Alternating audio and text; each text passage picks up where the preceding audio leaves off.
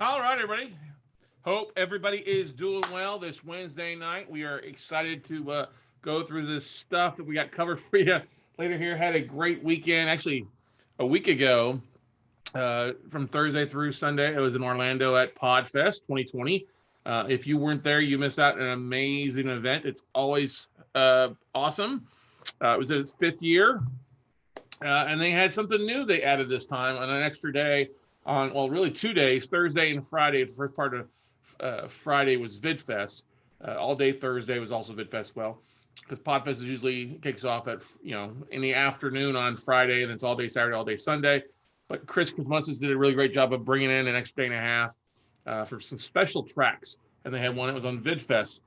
This was the fifth year for Podfest, and it's grown from basically 100 people 5 years ago to well over 1,000. This was the first year for VidFest, and they plan on turning that into something separate here next year because there's a lot of people using video with their podcasts, or people who have a video podcast for the most part. So, really enjoyed both part. I'm actually glad I paid the extra ticket, extra part to come to VidFest because I got some great nuggets from it. Totally worth the whole weekend and the first day. Let's just put it that way. It was totally worth the entire 4 days with one thing that I learned at VidFest. Totally worth it. Don't get me wrong. Podfest is phenomenal. Great, awesome sessions there. I got some great nuggets from quite a few people that I'm gonna try to share with you guys tonight if I can. We're gonna keep this roughly about an hour, and we've got some interaction part. So don't go anywhere. There's a part where you guys will maybe some hot seats as we get some close, maybe some brainstorming and helping you guys implement some things that I learned and I brought back to you here. So I am excited. We will have quite a few speakers over the next few weeks, experts coming on here that I met at Podfest or I've known for a little while that are coming back to share some good stuff. We have actually Stephanie Hart from Tradigital Podcast and Boomtown Marketing come on next week to share some really great stuff. So, but anyway, there's over 1,000 attended. Over 1,000. It's probably the last big event before everything gets canceled with the coronavirus. Like I said, Thursday, Friday was VidFest. Podfest was Friday through Sunday. I spent time Friday, a big chunk of it, in the Hustle and Flowchart Mastermind with my buddies Joe Fear and Matt Wolf, who are just great buddies. They're marketing. They love marketing. They love tactics just like I do. And they hosted kind of a special thing for their just some of their listeners, some of their fans. I was like, oh, that makes so much sense. I need to do it next year. But anyway, I was a part of that for most of the day till I had to kind of bug on out at 5 o'clock for some other things. But I got so much stuff for this weekend. I can't go through it all tonight, but we'll go through a big chunk of it. So if you've never been to Podfest, you need to go ahead and book it. You need to go ahead and put that on your calendar for next year because trust me, it is very, very, very valuable. So many breakouts, so many great people. It was like a homecoming with so many good friends. And there's a good mix of friends from New Media Summit, people that I met at podcasts, and people that I had on my podcast beforehand. But it's just a really great environment. Chris Kermotsis and his whole family and team have made that event just like one big happy family. So pretty impressive. And everybody's giving and going. Great vendor area. Got a chance to hang out with Tom and Tracy Hazard, my friend Kim Sutton, Kim Seltzer, Adam Schweibel. Just so many great people that maybe some of you have seen on here or heard out and hung out with. But anyway, I want to go some of the big key tips and takeaways. So I guess this is why I forgot to hit animation. So this is one of the big things I have thought about doing, but I hadn't got around to it. And I figured it out was a pretty good thing. Like we talked about this in the Hustle and Flow chart. Make a top 100 interview list for who you'd like to interview on your podcast. Make a list of it. Make it in a Google document so you can forward to people. And if people can identify opportunities or may know, you never know who knows who. You may be just one connection away from filling out your top 100 interview list. And this is something I've been working on the last couple of days. And I already know that I can get a big chunk of them interviewed, which is pretty exciting. So put it together, and you may be one connection. You never know who knows who. And with our network of people who have interviewed some amazing people and friends, you might be very closer and can add a lot of great bonus value to your podcast or your show by being one degree of Kevin Bacon away. Okay. This is a thing that we talked about on Sunday, actually, was one of the final keynotes, but I thought really valuable. We had the producer. Where is he from? He is from The Biggest Loser, the Housewives of Orange County. Let me pull it up here. Oh, I was wrong notes there. I meant to write that down there. Kevin Privet. I'm going to end up. Bleh.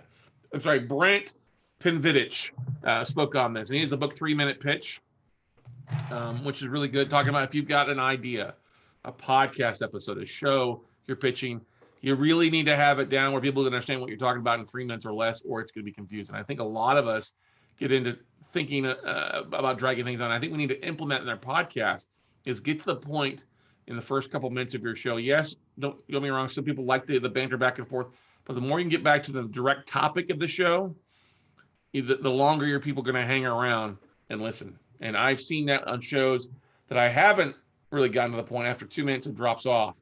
Whereas I say, hey, here's what we're going to cover about, it immediately doubles the time and more. And then another thing, the final keynote of the whole weekend, they brought on the guy that handles all of Gary Vaynerchuk's podcasts. He's up launched all of it, Ronsley Vaz. And it was a really great thing. He actually had a session, Don't Be Gary V, Screw the Gary Vaynerchuk. The new world needs more of you. And that's so true. I think we all have people that we admire and maybe shows that we listen to, people that we want to be like. It's okay not to be like them. The world needs more of you. And you need to do things at your own pace, do things with your own, your own flair of things.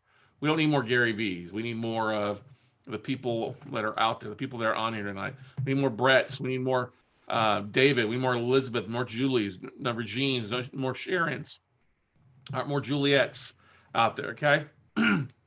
Need more of you guys doing things. A quick tool that they recommended that I like, oh my God, I've used this before, forgot all about it, was a big key contributing factor I've heard from somebody say, if you're doing $10 tasks, you have a $10 income. And I know many of us are trying to save money because we don't have a big budget for a podcast, for marketing. You got to learn to outsource stuff that you shouldn't be doing, or have people delegate it to people to help you out with things.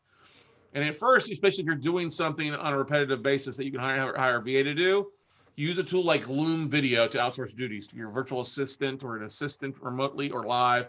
That a big chunk of that had some great sessions about hiring VAs, which we'll probably do an episode on that later on in the next couple of weeks for stuff. But Loom Video is easy plug-in. I've already been messing around with it today.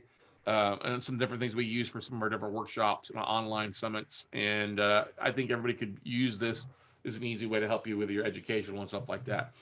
And then this is another thing that Joe and Matt brought up in their thing, that they've done this before. Some other people say, you can actually, if you got a little bit of money in your budget, you can actually go onto some platforms and pay for those platforms to post your show across other people's podcasts. Pay for podcast ads. Anchor does this, Overcast, Podcast Addict, Podcast Republic does it, although they said, I think Overcast got pretty expensive, or Podcast Republic got pretty expensive, depending on what your focus is. But I never thought about that. I was like, oh yeah, I guess I could go on there and drive traffic to listeners. I think it's somewhere between $1 to $5 a subscriber, depending on what they click on. So you may want to check that out. If it's a fit, hey, that's one way to drive traffic to your podcast. Some people have been doing it. Several people that were in a group, and I talked to a few people that so they've been doing that for a while, and it's helpful to help drive engagement, especially if you've got some big episodes coming up that you think will be good. Maybe not big names, but big episodes or big milestones or things like that might be a great way to help promote that episode. Or if you've got a special, something as big as happening, obviously like the coronavirus right now, okay? If you've got a health and wellness show, hey, maybe, or if you, like David, you've got a podcast on helping people transition from the W-2 to being their own boss. Big layoffs might be something to post off, and if you can time it right, it might work really well for you. Okay, but those are some of just the general takeaways on some of the stuff and some of the tips. But the biggest thing I think you guys will want to know is the monetization stuff. And the last was it the last part of Vidfest? Yeah, I think last big keynote on the day one was Michael O'Neill. And Michael O'Neill, he owns he's the host of the Solopreneur Hour podcast, millions of downloads, great podcast. I like listening to it. He's also an avid Porsche driver, and then also in the a musician as well. And these two other podcasts are smaller ones. He's got a podcast called Wrench, which is like I guess like a video channel that talks about working on his Porsche and other things. And then he also has, oh my God, what's his other musical one? I forgot to write it down. Anyway, he's got a couple of things. But the reason he started a podcast on his passions is because it's easy to really kind of drive money and make it fun for your passions. He says, I want to try to monetize my passions.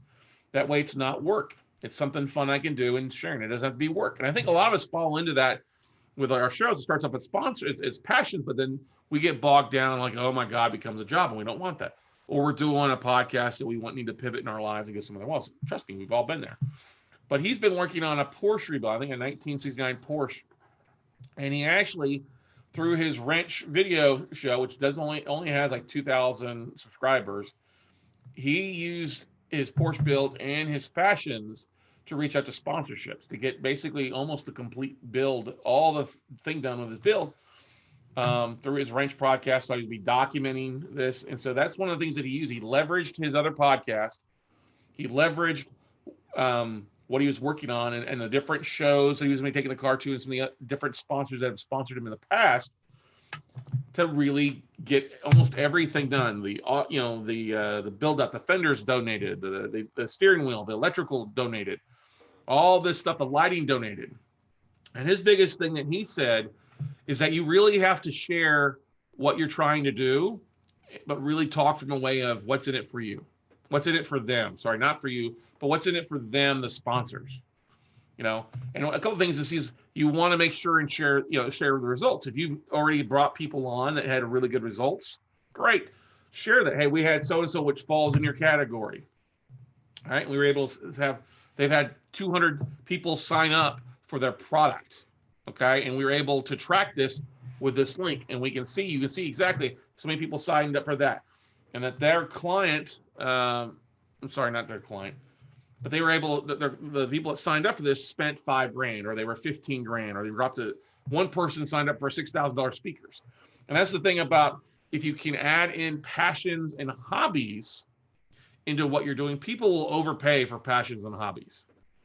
All right. Now, while we might go pay $35 for a painting class, we'll definitely pay $3,500 for a new like Peter Lick portrait or new artwork, or I may not need a new guitar, but I'll drop $5,000 on a Stratocaster or something like that, is what he's saying. And that's the thing to think about. People will overpay for passions and hobbies that may not make the true like black and white sense versus like me paying $150 for a broker price opinion on a property. I'm not gonna go pay $5,000 for that. I pay $150, but I would pay more money for something that falls into my passion and hobbies, which I thought was really brilliant. Okay. And then he also talked, when you reach out to affiliates, don't immediately go to like a split. Don't go to $1,000, or go to, a 50% split or 30% split. Find out what the lifetime value of their customer is. What's a customer worth them? Is it worth $1,500 in a year? Is it worth $6,000 in a year? And he talked about, okay, if I can get you a client, one client to be worth $5,000 for you, and I can send them, one client, maybe you'll sponsor my podcast for $2,000 a month. And then, because that's all, and he said it's very important, and I agree totally. So you have to go back and work your sponsorship. You want to make sure that your sponsorships, if you're reaching out to affiliates or sponsors, that it's a short-term period initially, and you reevaluate. Make sure it's working for you and it's working for them. So he said, don't just sign to a 1 year, because you may be leaving yourself short. If you're sending them a lot of business, but you've only got a small affiliate link or a small monthly budget thing, he goes, start off with 90 days, really wow them in 90 days. Hey, here's what we're doing. Here's what we're capable of. Because you really want to make, if they're paying you $1,000, $2,000 a month, you really want to make sure and earn it. But find out, like he said, what's in it for them, not what's in it for you. Yeah, it's exciting to have $1,000 a month sponsorship, but if you can wow them and maybe even get a mixture, not only a flat fee, but also an affiliate, and maybe add in some higher level stuff, it may be worth then going to other people, other companies that they work with, getting other corporate sponsorships, that the other companies that they work with to sponsor you, because they have ideal clients. They have ideal people that will fall into multiple companies and work together, which I thought was really, really valuable. So find out from your affiliates, find out from your potential vendor sponsors, what's the lifetime value of a customer to them, because they should know that, and then use that to help you identify a great relationship that makes sense. But he said literally reapproach it, reevaluate it every 90 days. That way, if it's not working for them, they've got it out. But if it is working for them, you can always go back and readjust things. Say, hey, this worked really well for you. Here's what we sent you. You realize we're going to bump this up. And he goes, many of them will be they're glad to bump it. They're just hesitant a lot of times. They don't want to sign a long-term deal with something they don't know. And podcasting is still kind of new for people.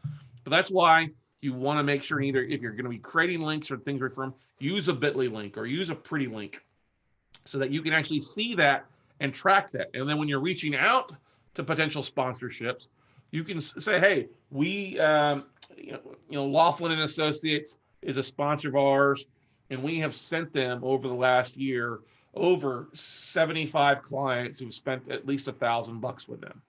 Okay, some of them spent more. Or like we've referred 50 people to the finance.com guys, and they've had 45 people sign up at $800 for it. So that's a good thing to look at. Start tracking it. Take a little bit more time to spend time, but always make sure and track it. If they of course they give you an affiliate link, great, or discount code, great. You may not always be able to see who clicked on that. So that's why sometimes a pretty link will come in handy, or a bit.ly link to help you out. And literally, what I mean by pretty link, it's prettylink.com. You put in a link in there. It actually link in if you've got a WordPress website to help you do that. So I'm literally going back through my different blogs and articles, and we'll be updating them with more trackable links so I can be more accurate about my referrals and people that are attending or basically jumping on and listening to podcasts or going back and you can see actually how many people are clicking on it and we're referring out. So, okay.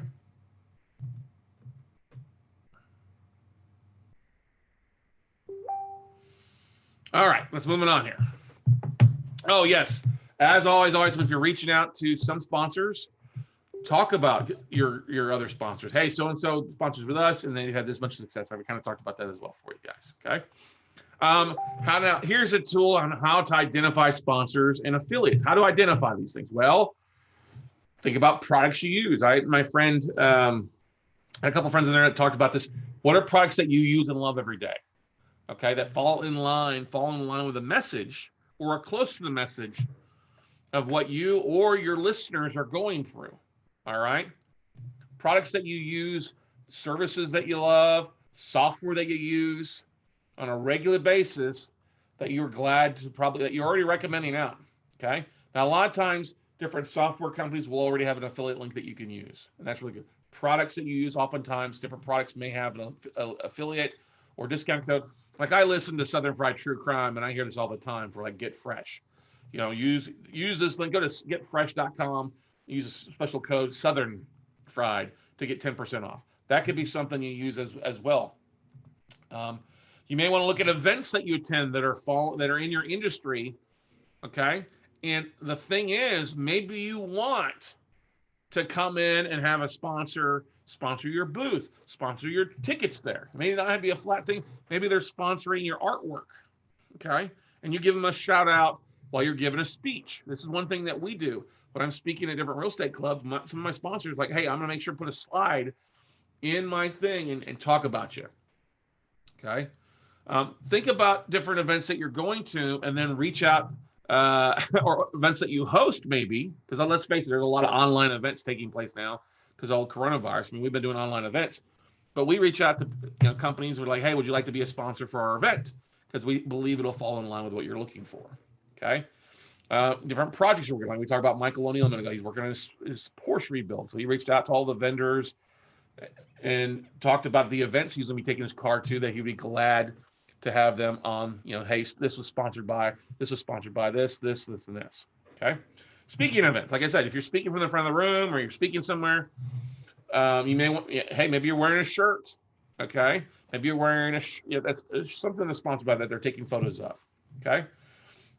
You may want to go look and listen to other podcasts that are in your niche and see who they say is sponsoring them, because that could be a very easy, like, oh, I didn't know that Logitech Webcams was a sponsor for Michelle Weinstein's podcast. Let me reach out to Logitech and see if they're interested in sponsoring mine.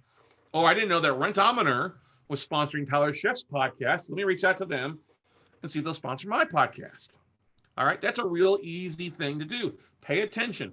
Go and check out some of your competition. Well, not really competition, but maybe your fellow peers in your interest, and see who they're using as sponsors. Pay attention to it, because that may become a really cool thing that you easy interest. Say, hey, I see that you're sponsoring such and such shows. We've got more episodes. We've got more downloads. We have a bigger network. Love to have you come aboard mine. Okay. Does that make sense, everybody? I think it does. I think that's a pretty easy thing to do. And then you just have to pay attention. Go and listen. Like I said, go listen to a few of your peers' podcasts. See, now some of these are going to be bigger shows, obviously.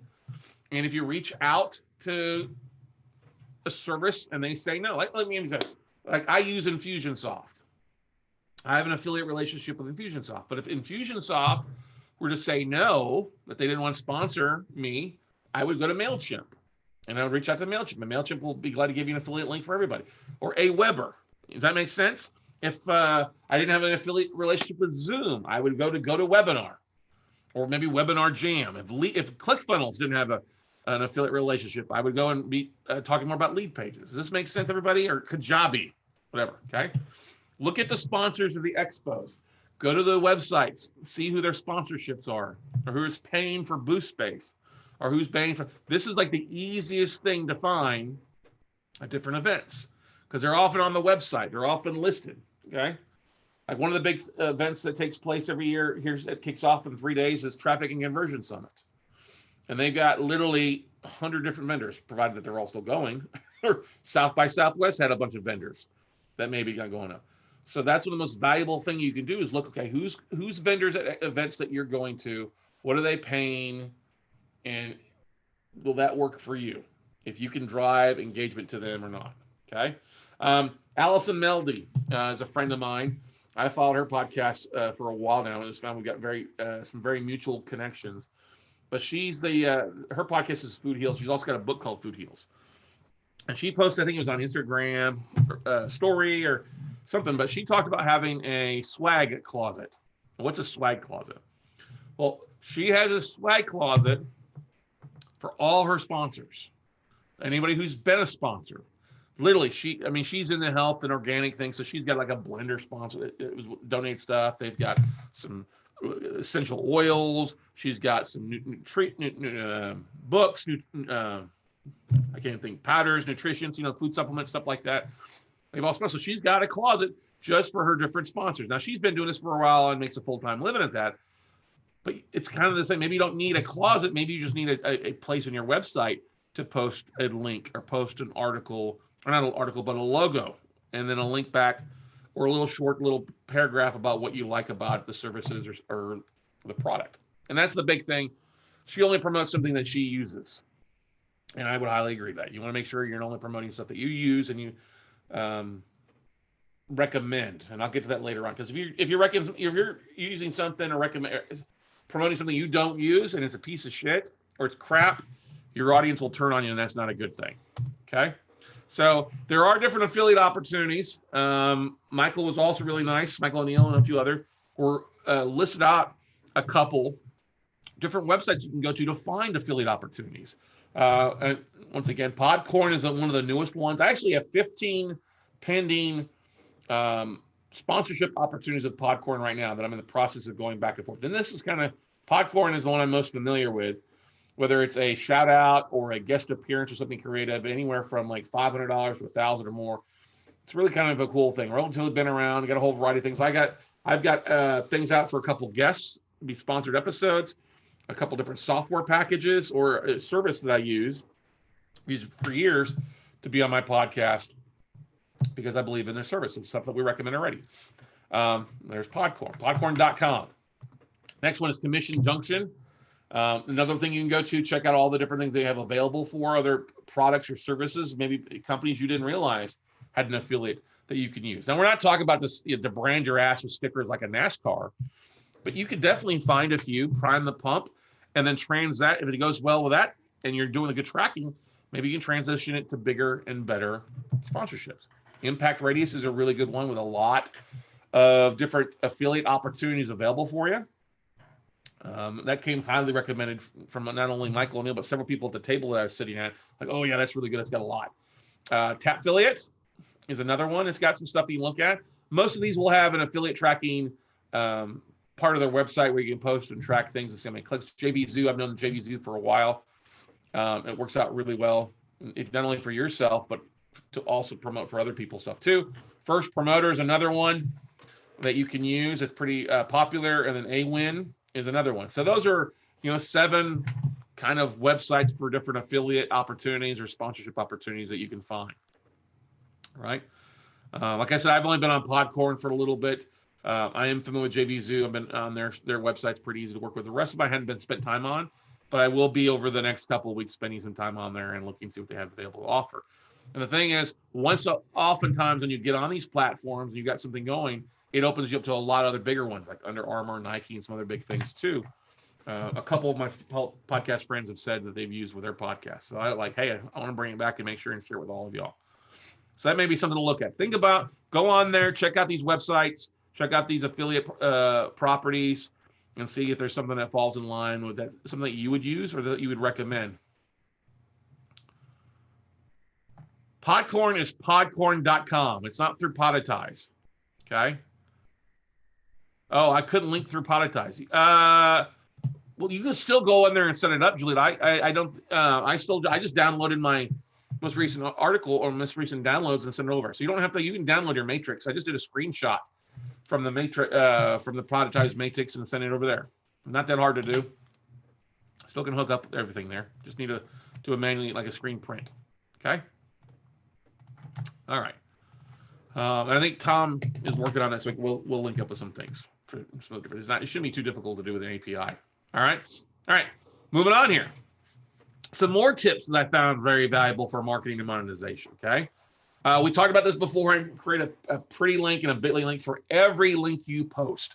Okay. Even if you've got a guest on who has a book or they've got a website or a training program, take the time to go back in and it's instead of just posting there and give them free traffic, go in and create a pretty link that works, that you can post in your blog or your article, or share that to your social media platforms and track the clicks to it. Okay. Very important thing. Make sure to do this. I know some of I got 575 episodes. I'm like, crap, that's gonna be a bit to go back through. And I got to go to YouTube and do that stuff as well. Well, I can tweak some of that things to make it work, but it'll be very valuable in the long run to make it work. A pretty link. If you've got a WordPress website, we'll link into that as well, relatively easy for you. Okay. Here's the thing that I just kind of found hilarious a little bit, but it just makes pure common sense.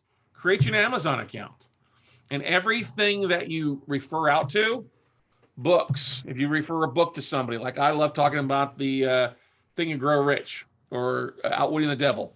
When I have those links in my podcast articles, I should probably go in and put a link to my Amazon account to get paid something on that. People do this for books. I've seen this for like a toolkit. Mari Smith does this. Several of the bigger social media, they actually, download my best tooltip, my best microphone, my best webcam. Here's high, middle, low. All right. Here's what I like to use for this. And I'm like, oh, stupid Scott. That's the easiest thing that we all could do. Oh, hey, you want to start a podcast? Okay, great. Here's my recommended tools. Yes, do I get a bit of affiliate split? Yes, but hey, you're going to get 10% off because you refer hashtag Logitech.com/Juliet. You're getting a little bit off, but I'm going to get a little bit of stuff too, but it's a win-win. Okay. Products, other products you use as well that are referred out on Amazon.com. T-shirts or some things that people are putting on there. Your book, other books. Like I said, there's just about everything you can sell on Amazon. So find an affiliate link and put that in as a link to your account. Easy way to make some money. Just takes a little bit of time to set up. I was like, duh. And the thing I've seen with the toolkits is literally somebody's taking the PDF and taking photos of the microphone, of the photos of the tech software, what they're using. And let's face it, a lot of tech software stuff have some pretty good payouts when it comes to affiliate splits. Like I say, listen to similar podcasts for their sponsors and follow back up to them. Yes, if you link to your own book, you make the royalty in affiliate cash. Exactly. All right. We were talking about that. This is the thing I've already started using. Use Uber Suggest to identify keywords and phrases that'll drive more traffic to you. I really like Uber Suggest It's kind of cool because when you type in like, let's say 50 ways, 60 ways to promote your event, Uber suggests, oh, like, hey, you may want to use this because these in the search engines are a little bit different. Like he gave me keywords that are red where there's too many, it's too watered down, but then also gave me some green ones that are good to use, that if I use them, I'm going to rank higher because nobody else is using them, but it's still relevant in the keyword searches. So Uber suggests, cool little tool, cool little plugin. I already started playing around with it the last couple of days. So I'm like, oh, that's great. Now that tip on Uber suggests, came one of the top bloggers that was out there, Leslie Samuels. And he talks about using his podcast and doing that to do your research on blog titles or your website titles. You can also use TubeBuddy as well, which is really valuable. And several people talked about that. But Uber suggests had some really more clear. It was a little bit easier. Red, no. Green, yes, go. All right. And then also, if you need some help with optimizing your SEO on the back end, YostSEO.com was another tool, another plugin you can use. I think it's got a free version of it as well. I just downloaded several of these over the last couple of days, so forgive me. They all have got some bit of a trial version to be able to take some of your SEO stuff and then repurpose it, repackage it. So it's not like recycling the same thing. It gives you new links. So it looks like it's fresh Google juice versus just replicating and reposting the same thing. Okay. So that's the thing. Uber suggests and Yoast SEO, Pretty Link, and then also your Amazon account. Those were the four biggest things on some more of the tips aspect of things for everybody there. Okay. Now, another valuable thing that came from this, and I heard it actually in a different manner. I heard it in different ways at Podfest. And then what's funny is I had an interview with Jay Fizzette from JVology yesterday, and he hit it perfectly on the head what I heard other people talk about. And you want to think, if you're sitting there where you're at with your podcast and what your business is or what your show is about, you want to think about upriver leads and then downriver leads. Okay. And by joint ventures, we mean companies, services, stuff. And an upriver lead is somebody who has a problem that's floating down to you. Somebody else is creating a problem and they need you to solve that problem. Okay. And let me explain that a little bit. So let me give you an example. Like people that want to listen to my podcast are people that are obviously coming in as real estate investors, or they're having a hard time finding rental properties. They're tired of being landlords. They want to get into the note business, or they're tired of fixing flips. People that, that aspect of it, those are upriver leads. They're going to flow from upriver down to me. Somebody else is finding them, and they're basically referring them down to me. Like, oh, hey, you need to speak to the note closer. If you're interested in notes, you need to call Scott. A great example is I reached out to, there's a big expo that takes place across the country, California, West Coast, East Coast, called the Realty 401 Expo. And I talked to Linda Pelagas in a couple of years, and I reached out to her and I said, hey, do you have anybody speaking on the note business? And she's like, no, I don't. I would love somebody. I'm like, oh my gosh, why not? So it was immediately became an upriver referral. Basically, she invited me to come speak, or she's invited me to advertise in her magazine with an article that's going to lead people to me because she's out doing the work with her $100,000, $150,000 person database of people that she can refer people. That's an upriver lead to me, which is great. Now, a downriver would be somebody, you have people come in, you help them and you give them a problem. And what's a problem? Well, like in my neck of the woods, in the note business, they buy a note, they need to hire a servicer, they need to hire an attorney, they need to hire an insurance company, they need to hire vendors. Those vendor relationships will be downriver JVs that I can refer people to that are going to take good care of them, that may give me back a split, an affiliate. In some cases they can't, like an attorney and an insurance company can't pay me back a split, but they can sure take good care of my clients, make me look like a rock star. Or they can also provide other value in some sort. Maybe they come back and sponsor an event, even though they can't give an affiliate back. So that's the thing that we talked about quite a bit throughout the weekend, and this kind of came up again and again, was pick 10 sources for clients that can send you clients or listeners. So we're talking podcasts.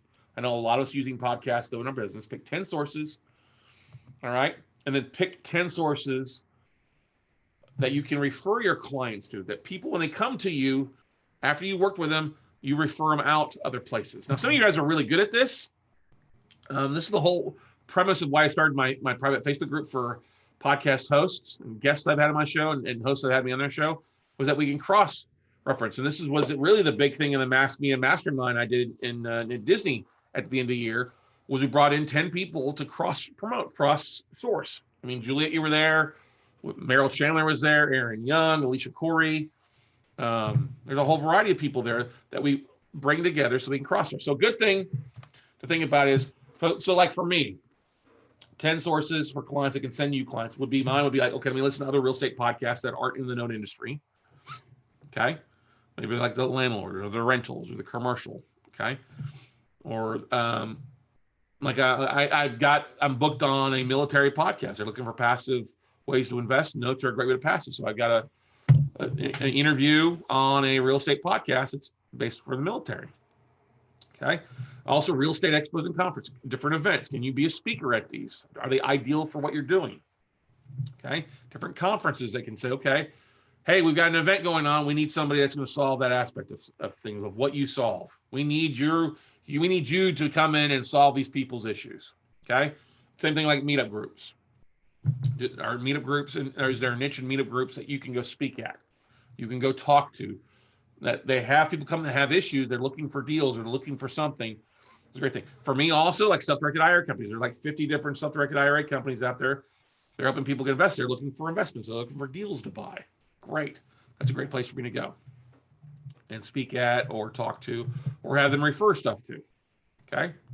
Same thing. People that I need to refer people to, like servicing companies. Same thing with self-directed IRA companies. I get people coming to my next, oh, you need help with this?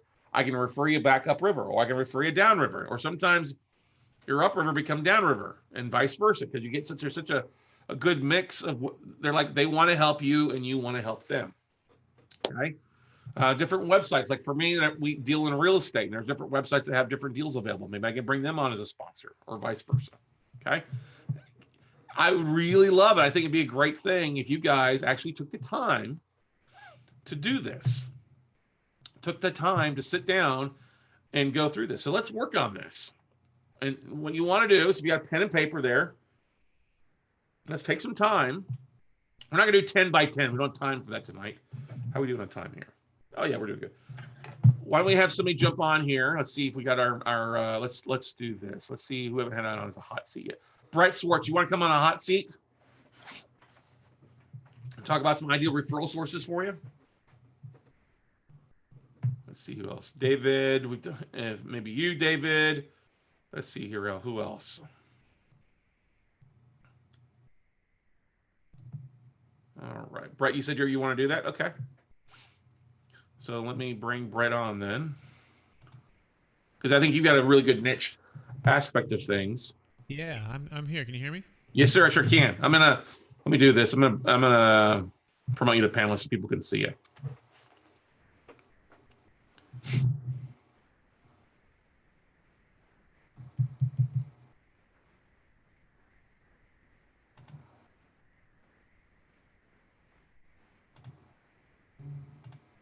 Can you hear me, Brett? I can. Can I hear me? Can you hear me? I can hear you. Yes. Okay. Maybe it won't. Maybe it won't. I just asked you to start your video. Okay. There we go. We'll start video later. Okay. All right.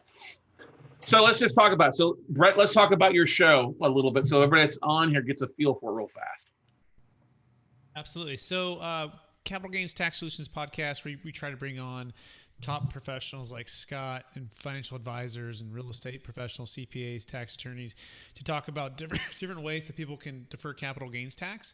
Mm-hmm. And we specialize in what's called a deferred sales trust, but our goal is just to bring clarity for each tax deferral strategy and let the consumer decide. And so yeah, that's the main thing. Cool. Now, a great referral source for people to refer business to you would be what? Financial advisors, real estate investors, yes. asset protection attorneys. Yes. Okay. Anyone who helps high net worth individuals who are going to have a large capital gains tax when they sell a business, high-end primary home, investment real estate, Bitcoin. I'm starting to get into those type of deals. I'm doing a high-end race horses deals. So it's niche in that what we do, but it's staggering the amount of different industries that associate with high net worth individuals. So yeah, but CPAs, tax attorneys, financial advisors are probably the top three. Commercial real estate brokers, high-end realtors are the next kind of step there. Cool. I think so. Like that's perfect. That means think of the higher end investments. It might make work. It might make sense to look at. I think I talked to you about this, like the IMN conference that takes place, Information Management Network, IMN.com. They've got different events or expos that might be a great referral source for you to go to and speak or network for other sources. Okay. INNINM.com. IMN, yep. Information Management Network. Now, like I thought of Aaron Young and introduced you to Aaron Young and Megan Cole over there at Magnifier Wealth as well as a potential referral source, because they're bringing in people on asset protection. We talked about the event actually Monday night on my No Night in America podcast. It was recorded. And have you spoken to Megan yet back and forth on Yeah, YouTube? we did an email, and one he replied, and she was supposed to reach out, but she didn't. But I should probably just send an email to follow up with them. What their names again? You said they were Aaron Young and Megan Cole. If you need me to do another email introduction, I'm glad to do that for you. Okay. Yeah, I'll send one back to him because one of them replied. I think Aaron replied, and then I think Megan was going to get on it. So, but thank you. Yeah, Megan, I was copied on Megan. He said, hey, let's get a hold of Megan. Can you talk to Brett and get it taken care of? Mm-hmm. All right. So that's a great one. It also, like you said, sometimes commercial agents, different. Yeah, commercial real estate brokers. Yeah, yeah, those are great ones. Cool. And so that might be a great way to go on different commercial real estate podcasts as well, too, correct? Absolutely. Okay. Because they've got listeners that are dealing with that. So perfect. Have you done any genuine work looking at other shows, other real estate shows by any chance, or no? Absolutely. Yeah. I've been on, Joe Fairless. I've been on Michael Blanc, Kevin Bupp, Rod Cleef, Charles Dobbins. Yeah, a number of commercial real estate, more like operator syndicators, right? Yep. I haven't been on many, for a broker. That's kind of actually that would be a better niche for me to get into too as well, who are training the commercial real estate broker themselves. Okay. So I've been kind of on the operator syndication space. So yeah, that could be another good focus. Are you looking for sponsors for your podcast like LoopNet? I have not even thought of that, honestly. But absolutely could see it. LoopNet or CoStar or that's a great thought. There you go. So because those are some big. There's that. You maybe talk about 5-Star Conference, which is a big real estate conference that takes place with a bunch of realtors, commercial and residential. It's a big servicing thing that takes place in Dallas. It may not go on this year. I think it's set for September, so we've got a few months for everything. But I can make an introduction to 5-Star for you for a lady over there as well too. So please, yeah. Thank you. You're welcome. Now let's talk about ideal referrals out. So you've got your clients, you come in, you help them with their deferred sales trust. What are some referral sources for you to refer your clients to? Are we talking like the same thing, asset protection attorneys or estate planning attorneys? Yes, estate planning attorneys. Every trust needs to have a tax return filed. Okay. So, for example, I just signed on. I brought out another CPA. Just gave her 2 tax returns and probably another 2 that are closing here. So she's gonna have 4 new tax returns.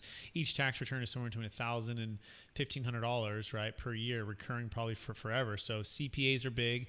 Of course, financial advisors too, right? Because I'm not the financial advisor. Someone needs to manage the funds. Of course, we have those we can bring them to if someone doesn't have them, but absolutely looking for referral sources there as well. Those are the 2 main ones, but it could also be like, self-directed IRA stuff. It could be because there's certain things that we say no to, right? But they'll ask us for CPA services, and I'm like, well, I'm not CPA, but I can refer somebody. So yeah, anything that has to do with the financial space. So you were on the Rocket Dollar podcast not too long ago with Thomas and Dan, correct? I'm not sure if I was on that. Maybe they were just listening to an event that you were on there, because when I dropped your name when I was on there, because they were running a self-directed IRA company here in Austin, Texas. And I dropped your name like, oh yeah, Brett's great. And I was like, okay, maybe, I'll make an introduction, because if you say you're referring people to self-directed IRA, they have money to invest, money to put places, they need a place to put it that they can self-direct it. So there are 50 different custodians out there for self-directed IRA companies. Might be a great resource just to reach out to all of those and say, hey, I'm looking for referral sources that I can refer people to, or vice versa. I might be a good referral source for your client. Perfect. I love that. And you might find them might find that they're looking to sponsor. They often will have money to sponsor stuff. Like we had Quest IRA. Quest Trust Company was a sponsor of our podcast the first 2 years. And now they're starting their own, which is totally fine. I'm glad for that. But there's a lot of them out there that are looking for sponsorship opportunities, especially if you're dealing with high net worth clients, you got high net worth listeners. Hey, that's a good thing for them, Absolutely. Mm-hmm. I like that. There you go. Cool. And so that's the thing, everybody. Just kind of taking the time to sit down and brainstorm. We heard a couple ahas. There's a lady by the name of Michelle Weinstein, who has a podcast in helping accountants be better accountants.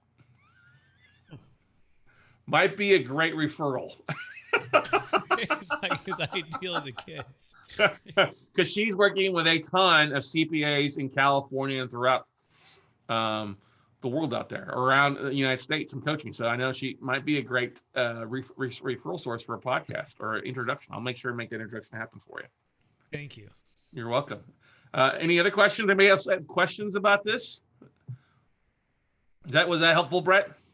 Very helpful. Yeah, I wrote it all down. I'm taking all right, cool. Notes here. Good stuff. So let's, I'm going to boot you back. Anybody else want to jump on and go through this exercise? I'm going to make Brett back just an attendee. Want to go through this topic while we've got a few minutes left? Is a hot seat, kind of go through their different sources. Let's see who's on here right now still. Juliet, let's see, Chris, David, George, Julie, Rajan, Regine, I'm probably Elizabeth. Juliet wants to? Okay. I'm going to promote Juliet to panelist.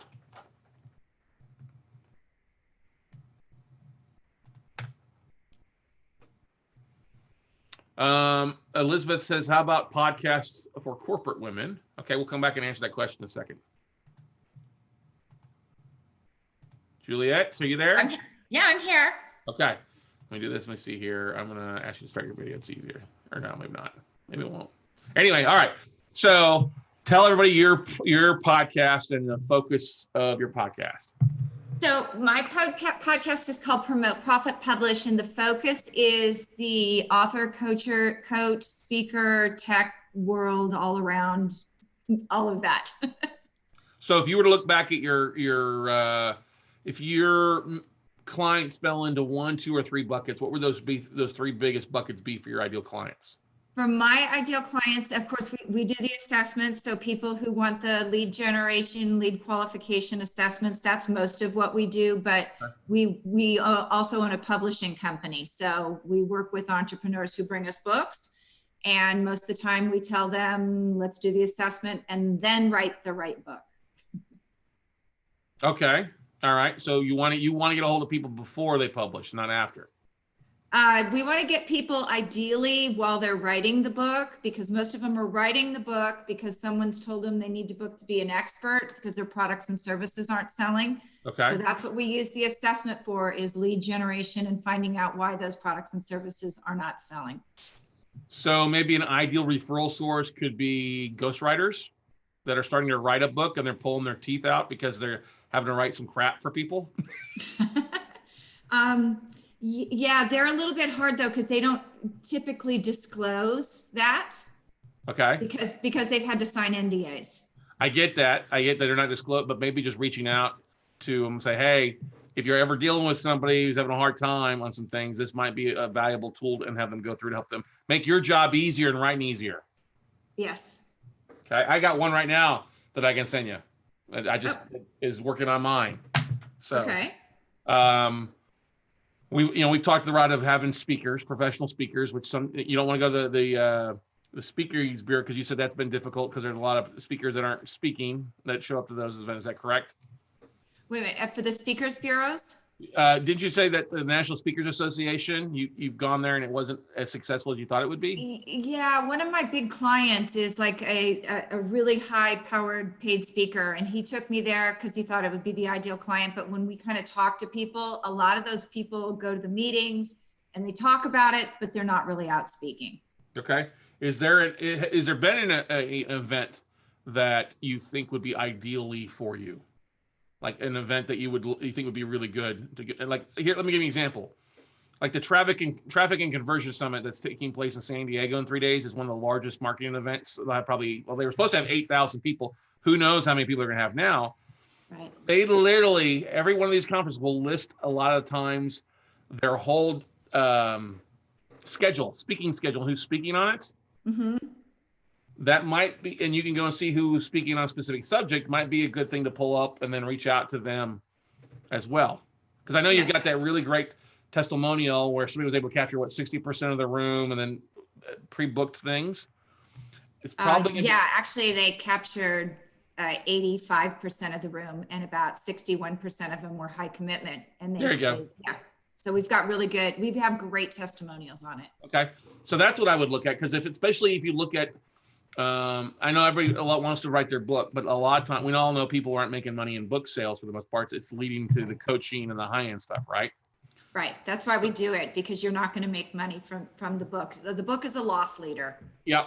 So then maybe we need to focus on finding events that have that high end stuff with maybe the speakers, or like maybe Brett should talk to you, because if he's speaking on other podcasts, he maybe needs to speak to somebody. He could give somebody an easy link for them to do the quiz that they can fill out, see if they're an ideal candidate for a deferred sales trust. Or if he's out. Oh, sorry. You know what I mean? Sorry, go ahead.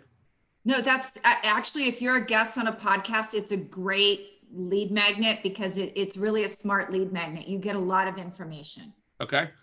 So there you go. Maybe, we've other people that are talking at different events that have value. I'm not talking maybe the local meetup groups where a lot of people are showing up and not paying anything, or a local real estate club meeting, but maybe the large expos. Maybe you need to talk to Merrill, and he can put you in touch with the people that were on the National RIA cruise, who were some of the largest groups in the country. Oh, I have an appointment with him this week. Okay. He's one of my clients. Mm-hmm. Okay. And then also, that I would just jump on. I know you did a little bit for Outlier Podcast Festival, and there wasn't that many people there, but I would jump on Traffic Conversion Summit. I would also then probably jump on. Why don't you have you talked to Molly Mahoney? I have not. I would give her a phone call, especially now that Facebook Live doesn't want you to make an offer on live, or you can't use specific quotes. Maybe a quiz might be more ideal for her glam aspect of thing. Okay, that's a great idea. So maybe maybe you need to join the B.Live community and see other people that are posting on B Live on a regular basis. And that might be a good lead source for potential referrals towards you. Does that make sense? Yes. Okay. Now let's think about this. What are referrals that you need, that when you have your client and you solve their problem, what's common referrals that you're making out to other people that you kick back? So I make out, I think Elizabeth's on the call. I refer to Elizabeth, who's a speaker coach, because then people go out and get that refined. I also refer out to Cultivate Sales, SBQ, which I use for all of my stuff, sometimes Lead Pages, and sometimes Debbie Hoffman, who has Power Up Your Follow-Up, because sometimes when people start getting more leads, then they don't know what to do with them because they haven't gotten them before. Right. Now, did you say ClickFunnels or Lead Pages? Usually Lead Pages. I don't use ClickFunnels. Okay. You might want to take a look at it, because if you have people speaking and they have some sort of training course that goes along with it, if they're using something to sell a training course, you might as well get a referral for referring them to something that they're going to use. That's actually what I do with Cultivating Sales. Okay. Because it's sort of like ClickFunnels, but much cheaper. Okay. Now, are you referring people out? This is just an idea, out for people to build an email list. Are you getting a lot of people that need to build an email list of some sort, or some sort of CRM? Yes, I refer those out to Leanne Marie Webster. And what product is that? No, she coaches them on how to do it. But Cultivating Sales does that as well. But that's not what I'm talking about. I'm actually talking the actual tool, like Infusionsoft or MailChimp or Aweber, because they need to have something to begin to do something with, that they can put to work. Not just being coached on how to use something, but actually the actual nuts and bolts software. That's what Cultivating Sales does. Oh, it does? They actually? Yeah. Okay. Yeah. I've just never heard of that CRM. I talked to you about it a little last week. It's brand new. Oh, it's brand new. Okay. All right. Okay. Whatever. That's the thing to think about. It might also be good if people are out speaking more. Maybe you have a brand consultant that you can refer them out to, or an image consultant or something like that. If they're speaking from stage and they're having better leads, maybe the leads aren't converting because they're like, oh, hey, you look like a dingy man. Does that make sense a little bit? It does, but I don't want to be the one to tell them they're a dingy man. Well, that's why you need maybe you should talk to Kim Seltzer. She's with a Charisma Quotient, a friend of mine, and she's got an affiliate program to help people with their image and stuff like that. Maybe it's help them attract more high-end paid coaching clients. She actually did a great breakout session that I thought of you might be a good introduction to back and forth on things. Okay, great. Cool. Thank you. You're welcome. You're welcome. Hope we get some questions here. Elizabeth says 90% of National Speaker Association speakers aren't speaking. Okay. Yeah. Thank you, Elizabeth. That makes sense. So what we want to do then is probably, like I said, then look at the big conferences, the big events that are actually drawing people and reaching out to those lineups. Because if those are the people that are speaking and they need more help with different items, like I would, that might be something to look at too for like the IMN conference and looking at the schedule of speakers on there. Okay. Okay. Cool. And reach out to them on LinkedIn. Like I think you told me to do that with some other things. Or one of their social media analysts. Say, hey, so you're speaking, and I know if you're looking for to qualify your leads better. Okay. So cool. Thank you. You're welcome. Elizabeth says, how about podcasts for corporate women? And Elizabeth, you want to come on and we can break this down for you? Or international business? I don't bite. Thanks, Juliet. Thank you. All right, I'll bring her on here. Okay. Get rid of me. I'm just going to boot you back to attendee. All right, so let's bring on Elizabeth.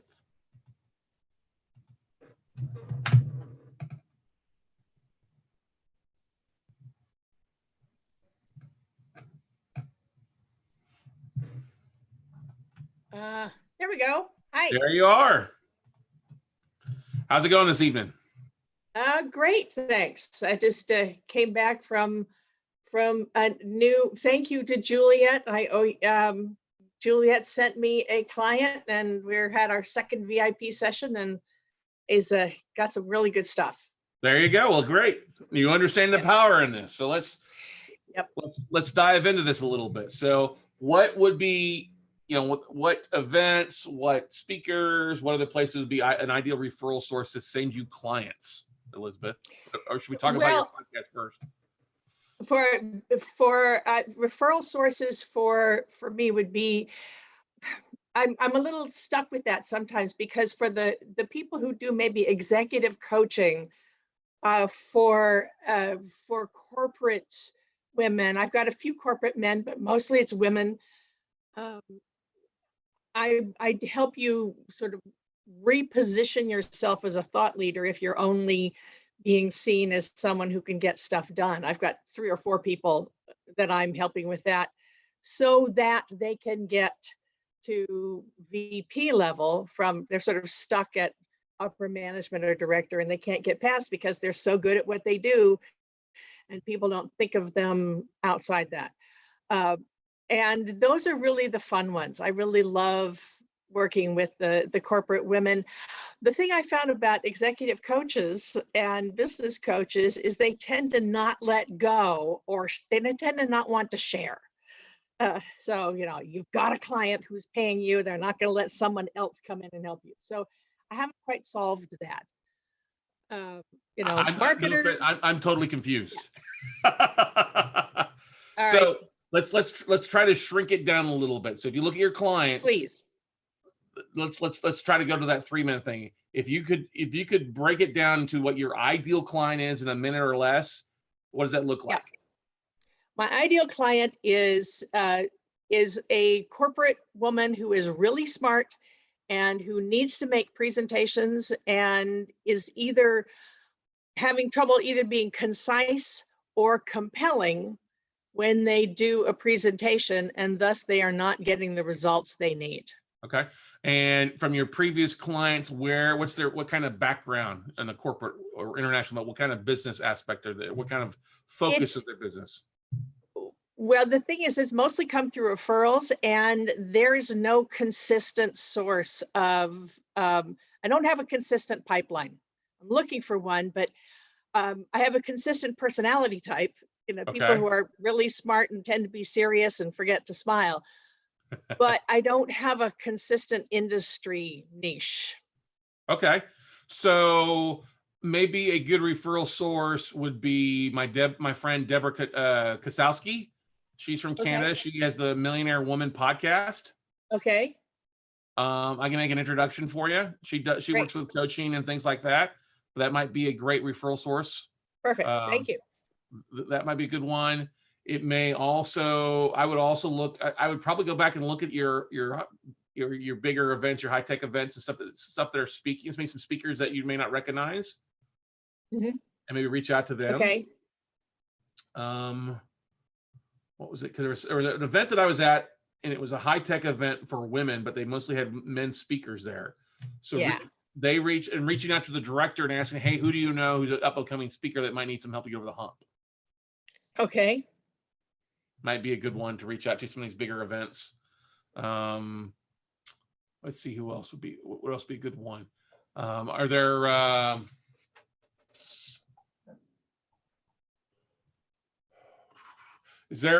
reaching out to maybe some of the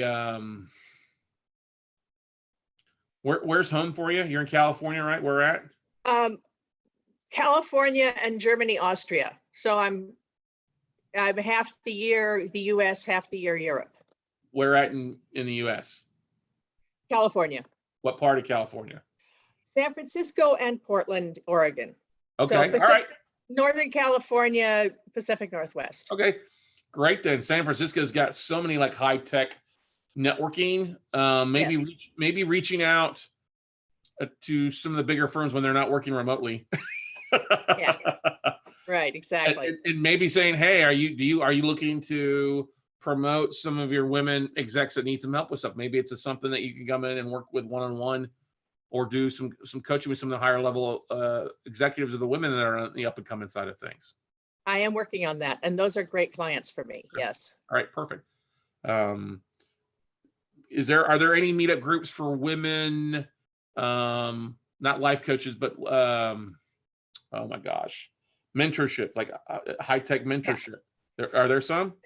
There are a bazillion of it, and it's full of entrepreneurs, coaches, and clients who are desperate for work. And everybody talks a good game, but nobody seems to.